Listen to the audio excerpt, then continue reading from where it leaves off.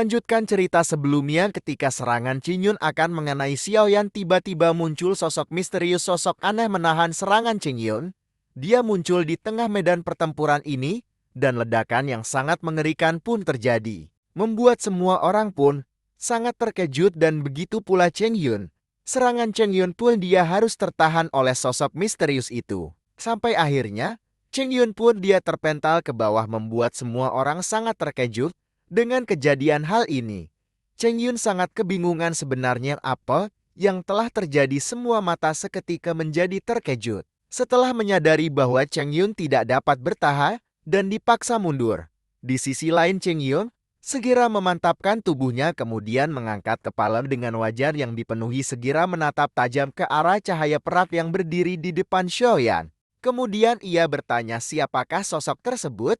Ini adalah permasalahan paviliun petir angin dan ia meminta sosok tersebut untuk tidak ikut campur. Tak lama setelah itu cahaya perak pun menyebar dan memudar hingga akhirnya menampilkan satu sosok yang benar-benar sepenuhnya ditutupi dengan perak. Qingyun seketika kaget setelah menyadari bahwa sosok tersebut sebenarnya adalah boneka.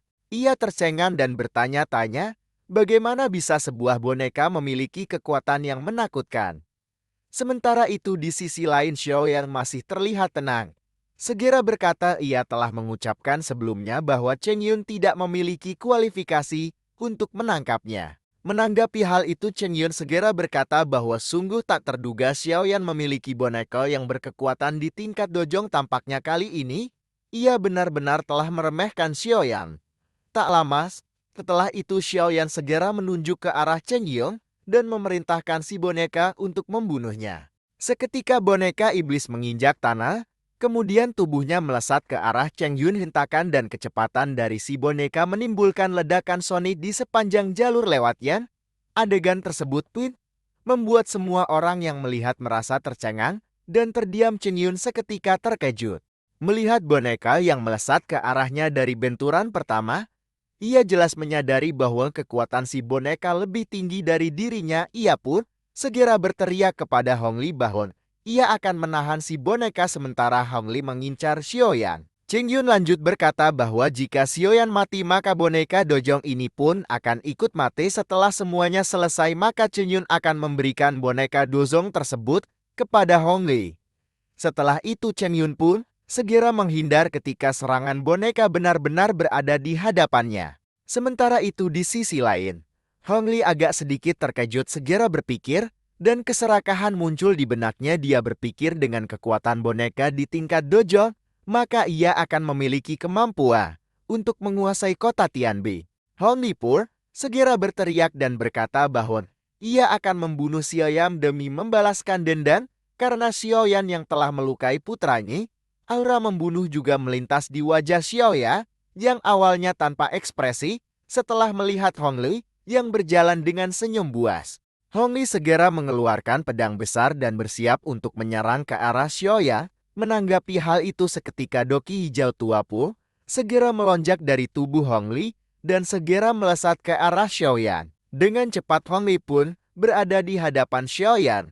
Kemudian menghempaskan pedangnya membuat semua anggota klan Han terkejut. Namun tiba-tiba sosok Xiaoyan yang tertebas pedang berubah menjadi riak yang berhamburan ke segala arah. Hong Li pun seketika terkejut setelah menyadari bahwa api yang dipisahkan menjadi dua bagian suara tiba-tiba melonjak. Ketika dua jenis api muncul membuat udara sekitar pun menguap. Hong Li seketika terkejut merasakan perubahan yang tak terduga di hadapannya. Sementara Xiaoyan bersiap dengan dua api yang mulai digabungkan, Hong Li benar-benar merasa terkejut dan marah setelah tahan oleh beberapa api di hadapannya. Sementara itu di sisi lain Xiaoyan yang menggabungkan dua jenis api surgawi. Saat ini merupakan satu hal yang sangat mudah karena itu mengandalkan gerakan 3000 petir yang menyibukkan Hong Li di Angry Buddha Lotus Flame 2 berhasil dibentuk oleh Xiaoyan. Setelah terbentuknya Angry Buddha Lotus energi yang dipenuhi dengan kekerasan pun segera melonjak ke segala arah. Baik kelompok Hanci maupun kelompok Hong Li sama-sama mengalami keterkejutan setelah merasakan energi liar yang sangat menakutkan. Melihat hal tersebut Hanci pun segera berkata bahwa teknik Do yang ditampilkan Xiaoyan benar-benar menakutkan. Jika ia terkena serangan tersebut, maka dapat dipastikan ia akan terluka parah atau meninggal. Sementara itu di sisi sebelahnya Han Tia juga ikut berbicara bahwa sepertinya Xiaoyan telah menunjukkan belas kasihan pada saat ia mengetesnya. Dari penampilan Xiaoyan kali ini, bahkan ia merasa sangat ketakutan harus berhadapan dengan Xiaoyan.